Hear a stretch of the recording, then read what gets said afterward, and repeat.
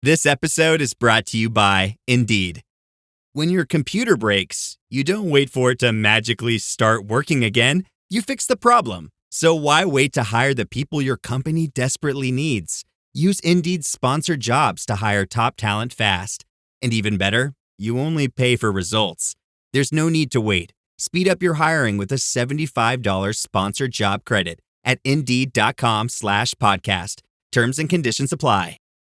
I'm always looking for ways to show my cat how much I love her. And with Fancy Feast gems, I can pamper her whenever I want with a savory gravy on top of a gourmet mousse pâté.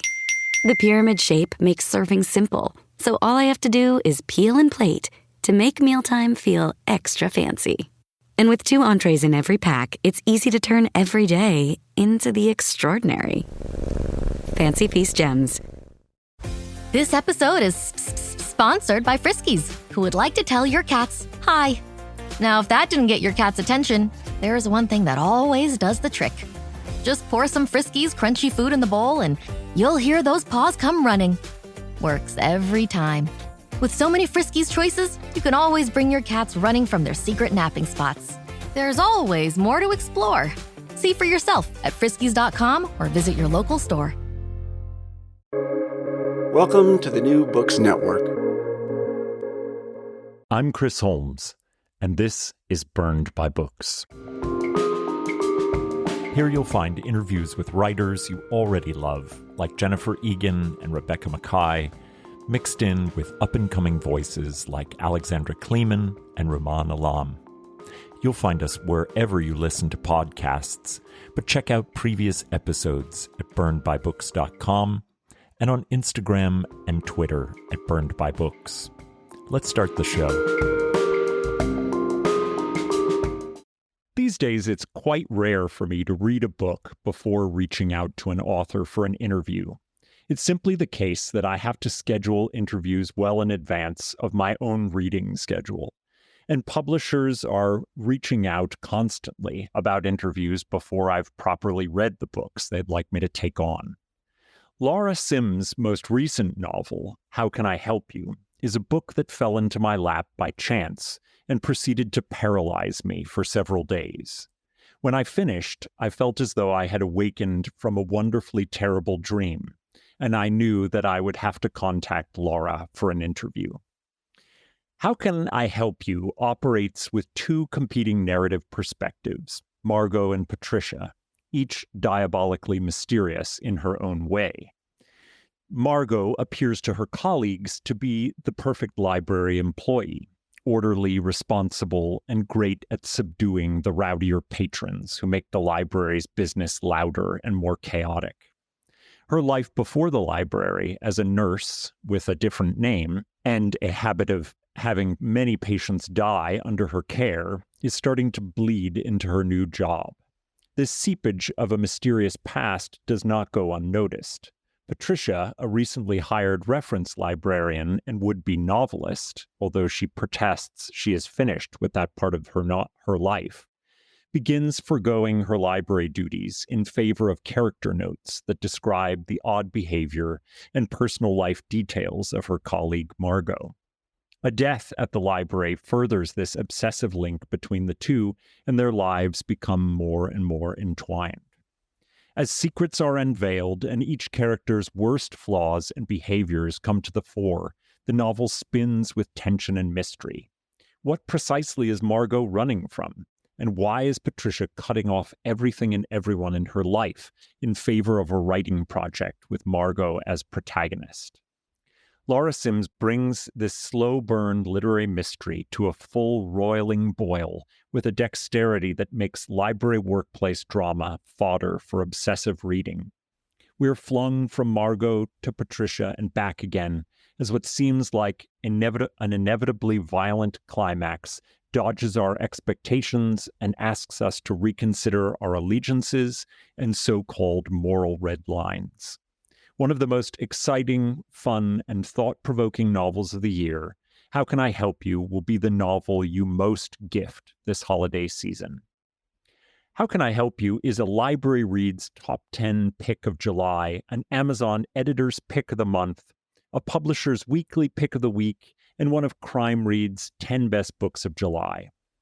Laura Sim's first novel, Looker, was chosen as a best book by Vogue, People, Entertainment Weekly, Esquire UK, and more, and is now in development for television by E1 and Emily Mortimer's King Bee Productions. An award-winning poet, Sims has published 4 poetry collections. Her essays and poems have appeared in the New Republic, Boston Review, Conjunctions, and Electric Lit. She and her family live in New Jersey, where she works part-time as a reference librarian and hosts the library's lecture series. Welcome to the show, Laura. Thank you, Chris. That was a beautiful intro. Thank you so much for that. Well, I mean it when I said that I read this and was dying to talk to you. So thank you for coming on the show. It's a pleasure. I want to start with the genesis of this library horror story. You happen to work part-time as a reference librarian, and I wonder if your experiences in that position inspired this story and how the structure of your day there and your sense of the library as a place came into the novel. Yes, my work absolutely inspired this book in many ways. I started working in 2018 as a librarian part-time, but it wasn't until 2020 during the pandemic that I started working more often. And I really got to, it was a strange time because not everyone was coming in, but we did have many people coming in because it was the only place for them to go. And so I did get a chance to really soak up the atmosphere of the library at that time and come to understand what a fascinating and rich, diverse environment it is, where you can kind of see the whole spectrum of human behavior on display. So it was definitely inspirational. I started taking notes, not so much like Patricia does in my novel, where she's actually writing a novel at work, or, she's taking notes towards something like that. But I was just jotting down the experiences I had with patrons as they happened very quickly. Mm-hmm. And I started to think, I want to write about the library. And I didn't know at the time if it would be a novel or not, but I wanted to capture it. It's such a fascinating and important place. It's, one of the last institutions that welcomes everybody through the door. And I feel like we don't see that image of the library very often in literature, in film, or TV. We see very romanticized notions of it. But I wanted to capture like the lively community center nature of the place and show that to people somehow. And ultimately that informed the novel that I would write.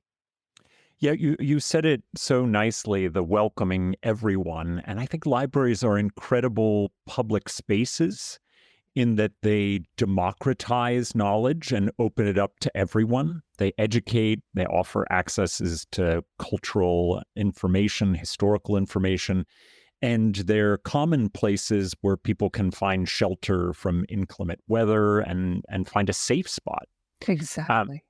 And this made me think so much of how this is an important novel, also because how much libraries are contested spaces these days. Yes. And the way in which they are treated as though they're simply gateways to pornographic materials, or in some way a place that harms children. Right. And I wonder what that did to your place in the library, and then again how this novel is in some way speaking to that the treatment of libraries.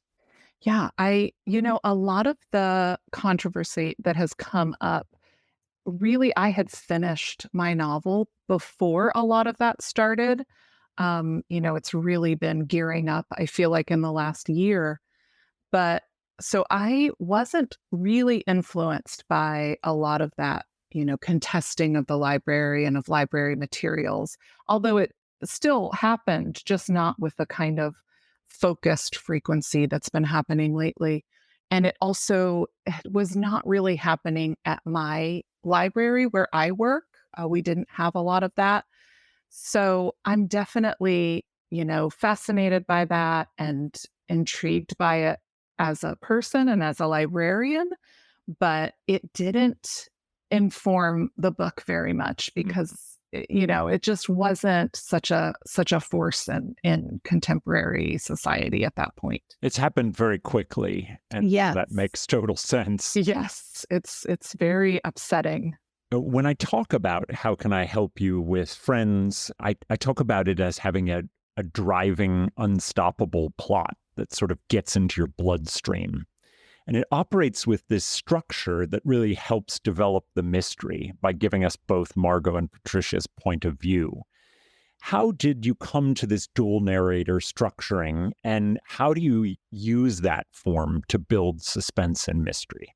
That's a great question. I originally started writing the book just from Margo's perspective. She was kind of my starting point. I usually start with a voice or a character, and not much of an idea of plot or setting or anything. In this case, I had Margo and I had the library. I knew those two things and I loved combining them.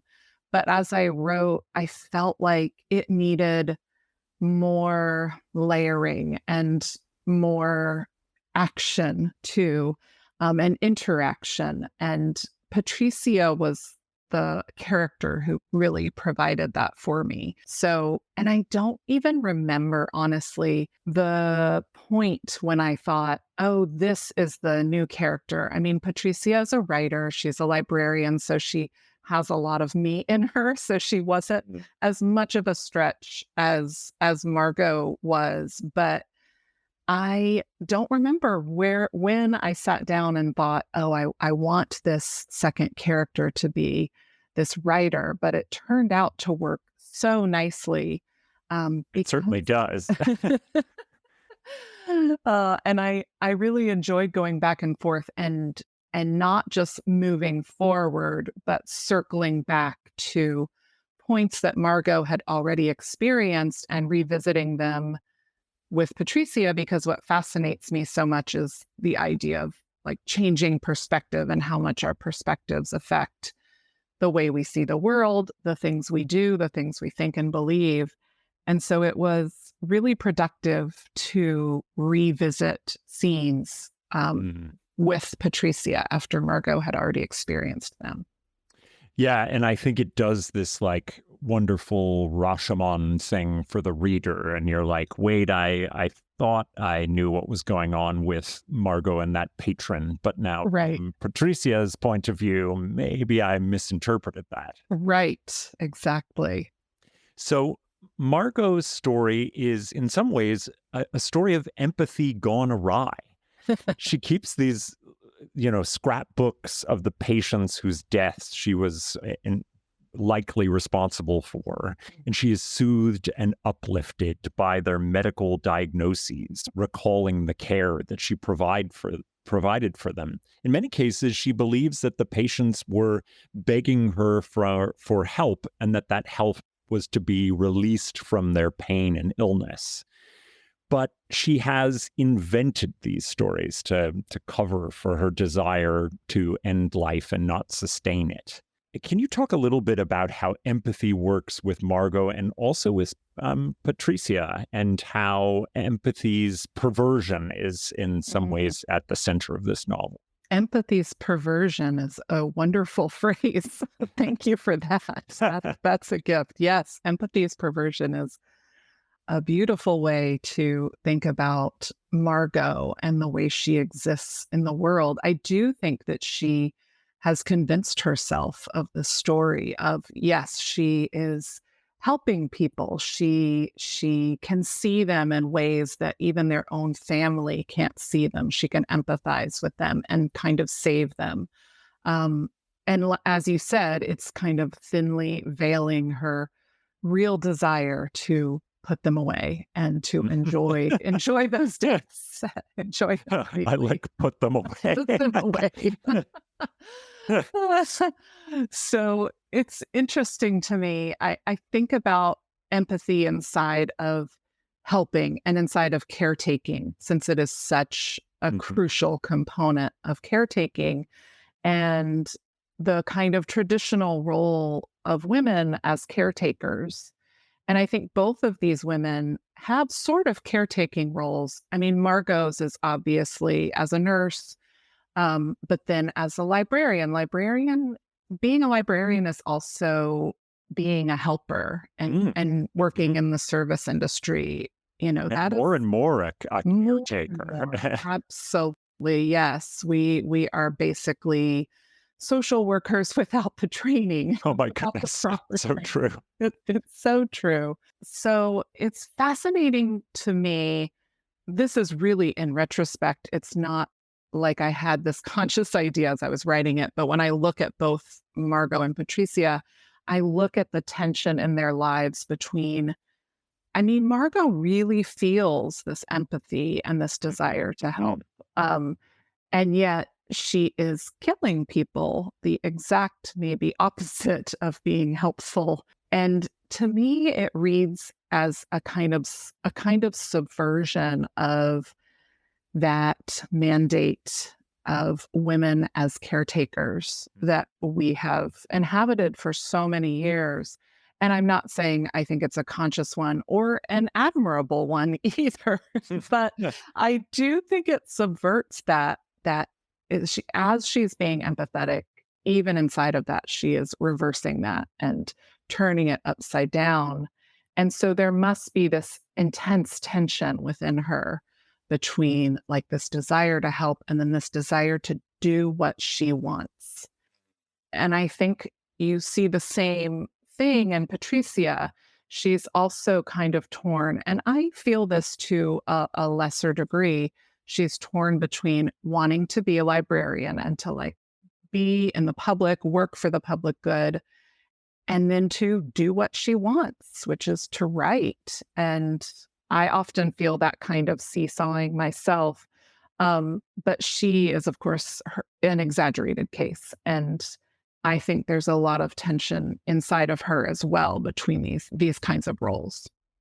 I really like that tension you're describing there between women's understanding that the culture expects of them a caretaking and extra empathy and their own latent desires and things that they want in their lives. And that tension is obviously like exaggerated here in both cases. Right. That's a for real gendered contradiction, I think, for so many women. Yes. And sorry. No, please. I was just going to add too that both of them kind of try anyway to put aside their desires and their ambitions, and the results are not good. As we see. To say the least. To say the least.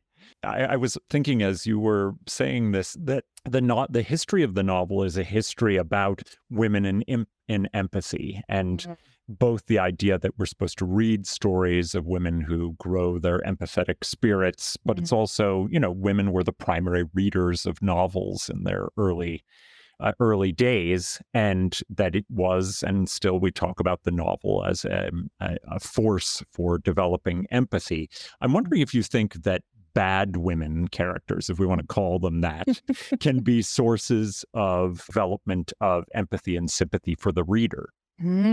That's interesting.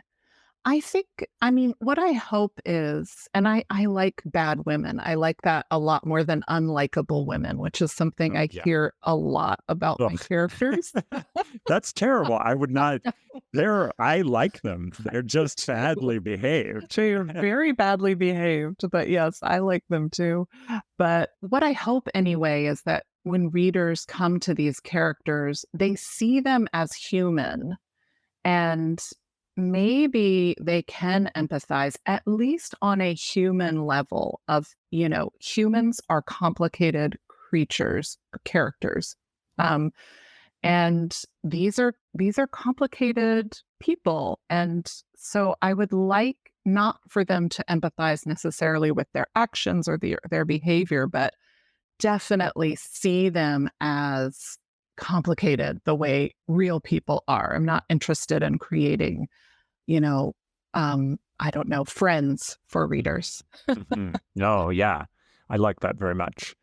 Patricia's obsession with Margo and her desire for a muse to fuel her creativity puts How Can I Help You in a lineage of books about literary obsessions. Mona Awad's Bunny comes to mind as Mona is one of your nice blurbs on the back there. Yeah. As an example of the muse's bad creations and bad behaviors, as is Donna Tartt's The Secret History. Do you see your novel as in conversation with a tradition of books about bad literary inspiration? Oh, I hope so. That's wonderful to think about. Yes, because I see, even though it did not start this way, I do see that as the heart of the book in many ways. As this, for me, as I said before, Margo was the starting point for the book, and I loved writing her and being in her head.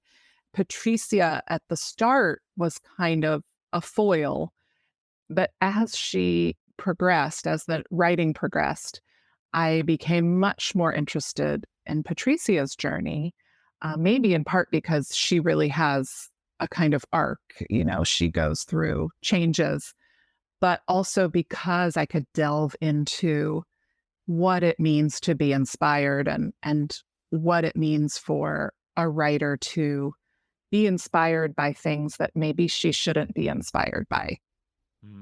Troubling things. Yeah, troubling things. And that sort of gets us to the sort of meta of being a writer and finding inspirations in all kinds of things. Do you ever sort of tamp yourself down from finding things inspiring and then making them into art? Or are you sort of open to every kind of inspiration? I'm pretty open. I am pretty open to all kinds of inspiration, but I do see the book as a kind of investigation, I guess, self-investigation of the quandary of, okay, I'm writing a book about this woman who's inspired by a serial killer, and this book was in part inspired by the story of a serial killer. Oh, yes. I didn't know if you knew that. Can you say more yes, about that? Yes.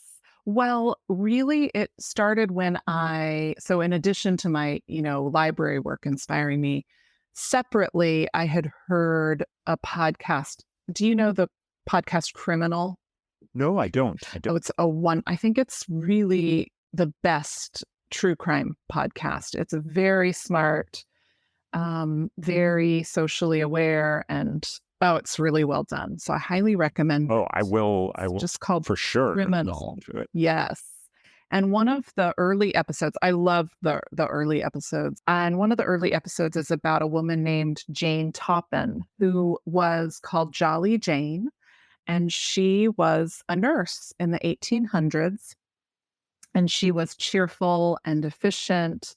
And people liked her, her patients and colleagues liked her, and she was killing her patients pretty steadily. And she, in the way that Margo does, where she injected them, I think, with morphine and atropine, and she would climb on top of them and watch them die in a state of ecstasy. Oh my gosh. Yeah. So she really instantly fascinated me for a couple of reasons. One, she's a female serial killer. They're very rare. Very rare, yeah. Very rare. And two, because I don't think I've ever heard of a female serial killer who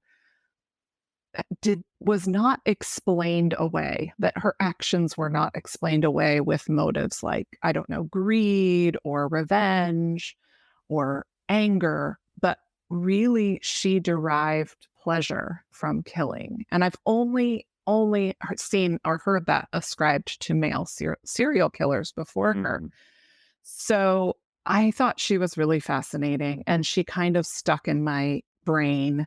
And when I started writing a new book, I keep a file of, stories that have interested me, and just the idea of bringing her to the library. And instead of being caught, which the real Jane Toppin was, she escapes into this new life, and it's, contemporary times. So it's totally different. She's loosely inspired by Jane Toppan, but I just loved the idea of bringing her to the library and see what happens. Now I have this better sense of when she's Jane, and she is described, I think, as jolly or at least quite, she is. Happy around the hospital. So that gives me such a wonderful background. I can't wait to listen to that episode. Yeah, and you're right. Wonderful. Yeah, you're right that serial killers who are men are often treated as absolute sociopaths. Yeah. And that women have there is an unearthed motivation that is out of being scorned or being, the subject of some other kind of scandal. But to be a pure sociopath, that seems in the world of male serial killers. Yes, it does. And I should also say that my Margo Jane was also inspired partly by Charles Cullen, who was the nurse who's featured in The Good Nurse. And he was a killer in New Jersey, actually. He started in New Jersey. But I kind of stole from his story the fact that the hospitals they knew what was happening, and they simply moved him from hospital to hospital. Oh my gosh. Yes. So he was able to kill probably hundreds of patients they don't really know. But it's chilling. And so I stole that little piece and had Margo have that in her background about being moved from hospital to hospital. My cat Freddie loves to be brushed and cuddled. But stirring up his cat allergens meant sneezing and itchy eyes. Then I found Purina One Live Clear. It's cat food that reduced the major allergen and my suffering in as little as 21 days. Now we feel closer than ever. If you have issues with cat allergens, you really need to try Purina One Live Clear. Try new Purina One Live Clear today. Purina One, a difference from day one. 9 años pidiendo el snack wrap. Aquí tienes tu snack wrap.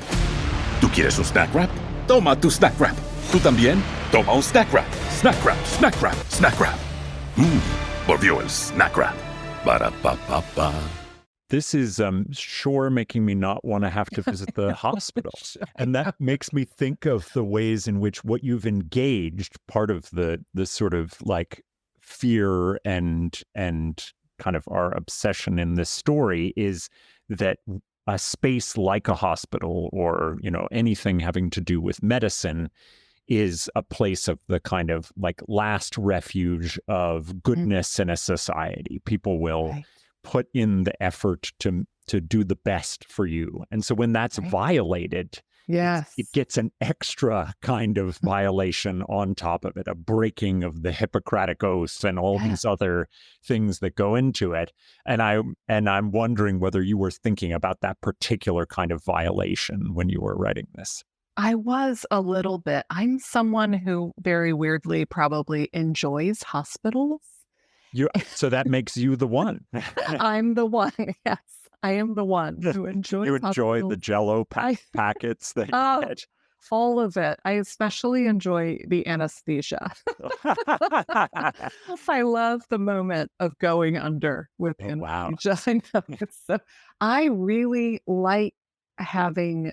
I have not had that many serious procedures, but when I have procedures done, I love the feeling of putting myself into other people's hands and trusting them. And I feel really safe and like warm and, so it's kind of, I think part of it is exploring the fear of, that trust being violated feels very terrible to me. And it is terrible.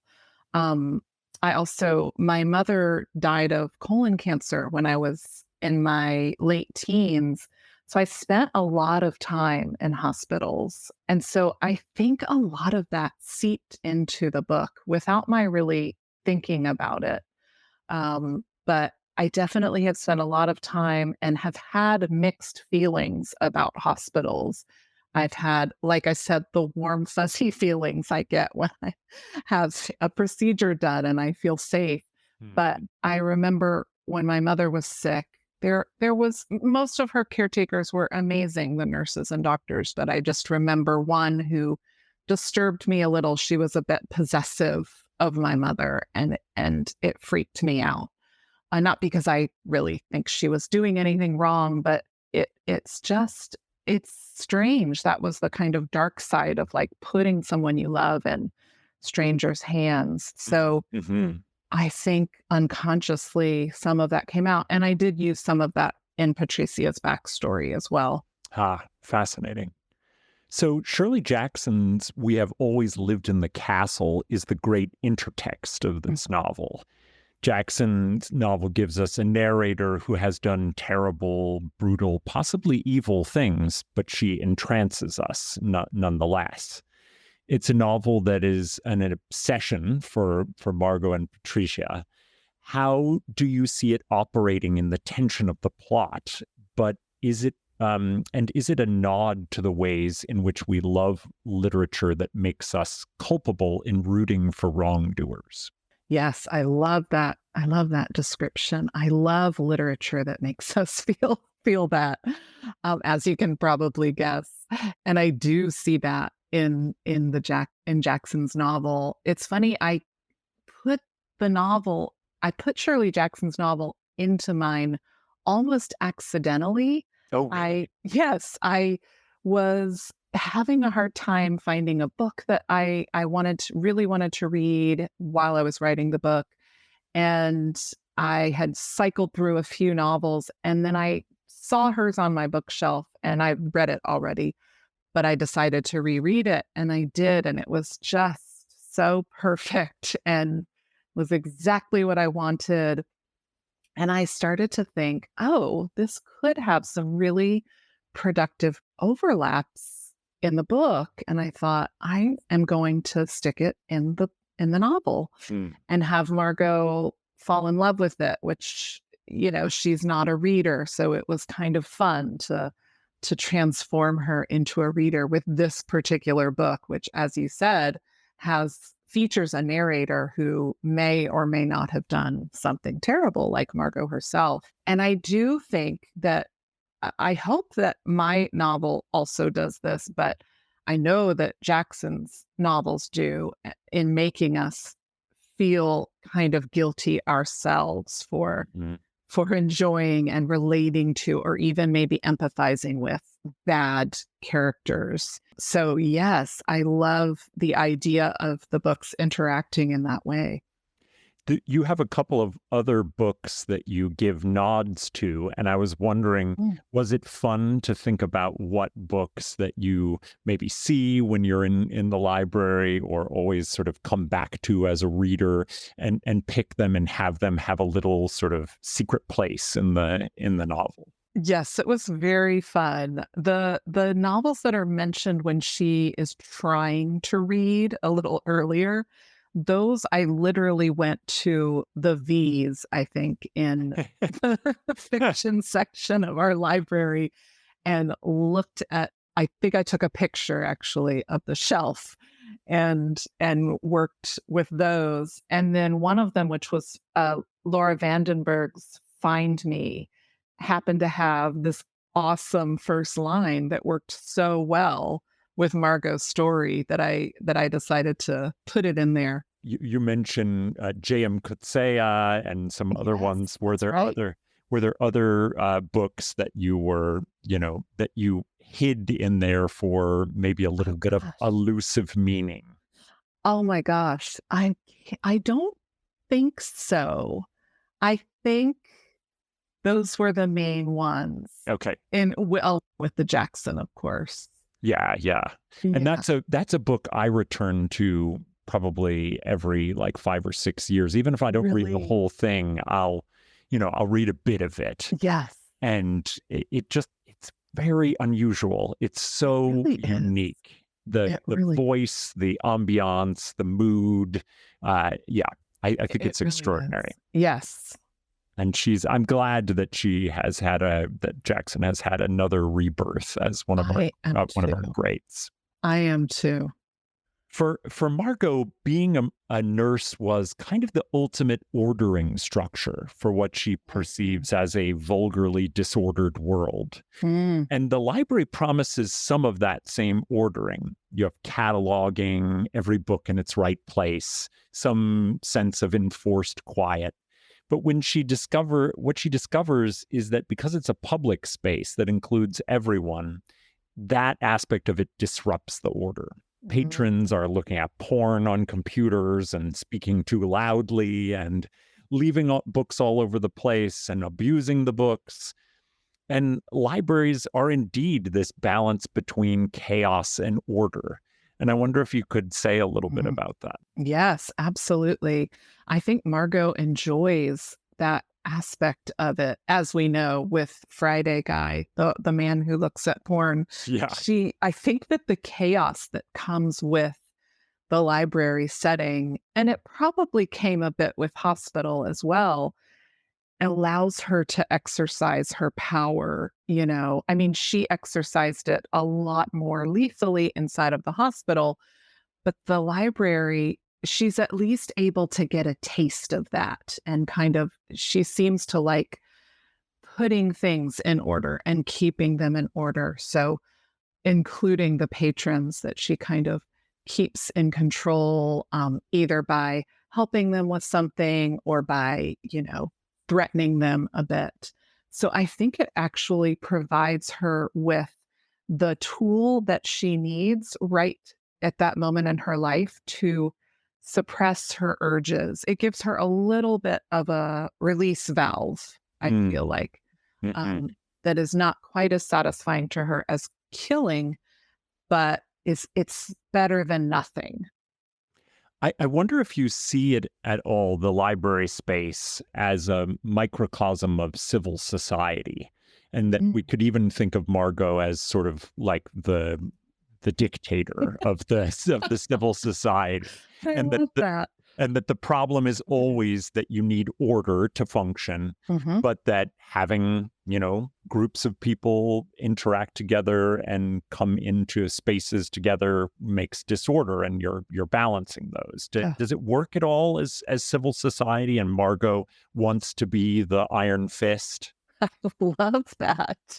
I love that reading of it. I think it does work. And she is the dictator herself is problematic because she too can go out, lose control. And if she loses control, then, it's total chaos. But I do love that. It is a microcosm of society at large. I see that every day that I'm at work. I'm sure you do.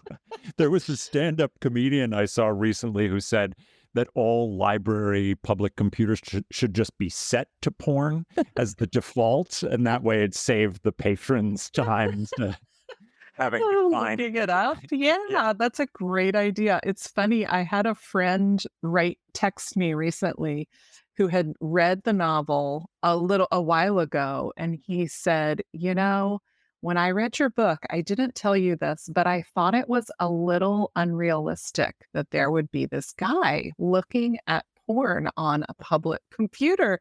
And his they are not at the library enough. No, they're not.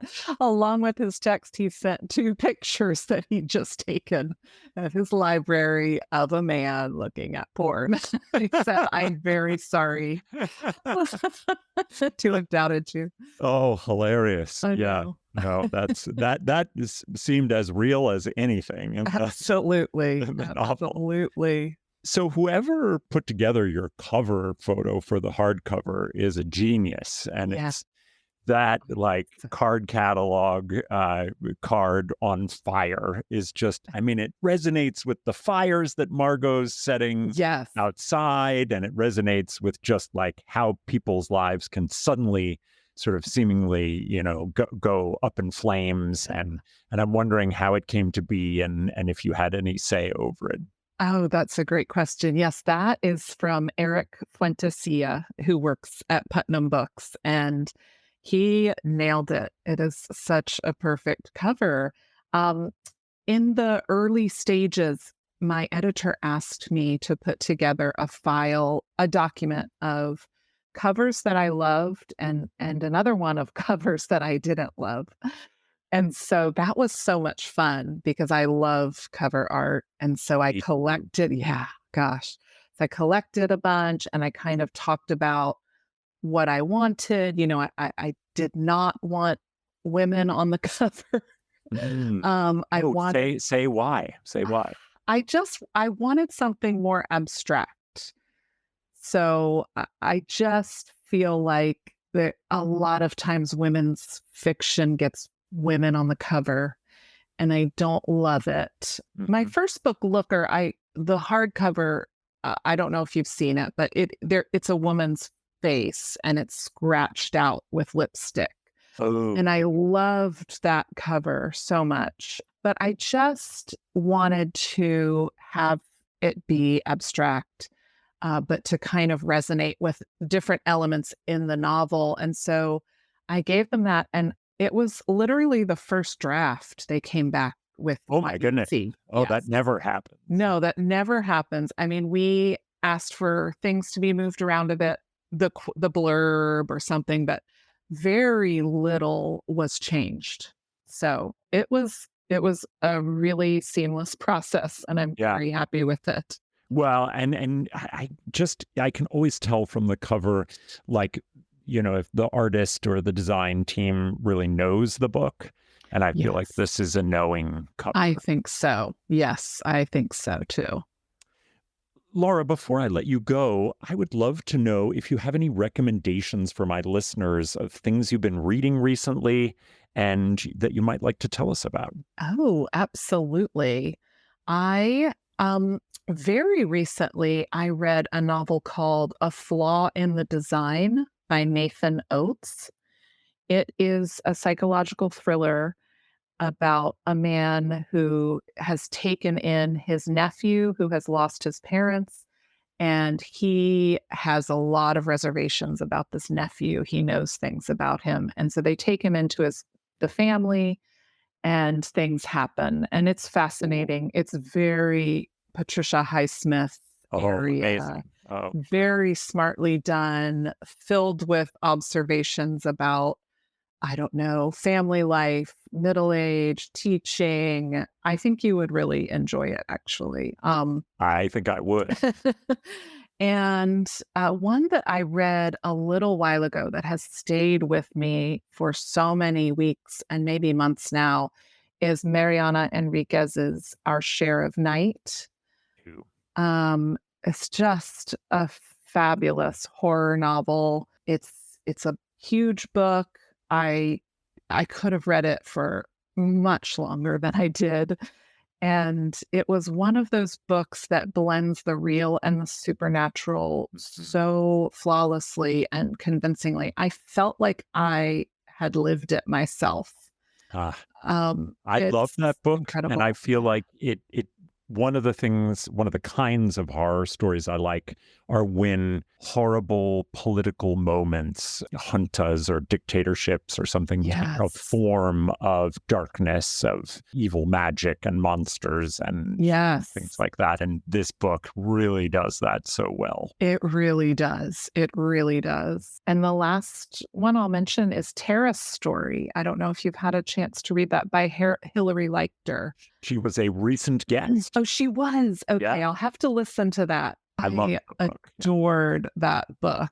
It was so wonderful. The use of fantasy in this beautiful, meaningful way. I was just completely, enraptured by it. I love it. Yeah, I've been saying to people that for number of pages to pounds of like imaginative punch, that novel is a winner. Totally. It is. It really is. And it felt so joyful to read too. Even though there's a lot of heaviness that it embraces. I agree. And I'm going to grab that Nathan Oates because you should. Like it's going to really be exciting. I think you'll enjoy it. Yeah. Well, I've already said how much I love How Can I Help You, but if people haven't read it already, you have to. It just is going to captivate you for you could read it in an afternoon and it will devastate you for many days afterwards. But I'm so glad that we got a chance to talk, Laura. Me too. I'm so glad. Thank you so much, Chris. Thank you. Well, that's all from me for now. My great thanks to Laura Sims for coming on the show to talk about her seat of your pants blockbuster, How Can I Help You? You can find links to purchase How Can I Help You and all of Laura's recommended books at the website, burnedbybooks.com. There you'll find all of our previous episodes, links to buy a podcast t-shirt, and ways to get in contact. As you listen, take a moment to rate the show on iTunes, Spotify, or wherever you find your podcasts. Until next time, this has been Burned by Books.